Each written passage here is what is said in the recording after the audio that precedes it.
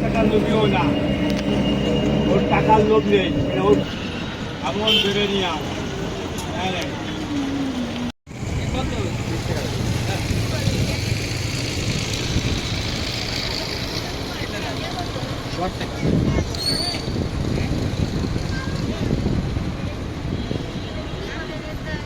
বিভাগে 30 টাকা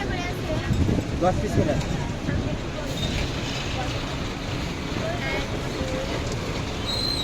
বিভাগে 30 টাকা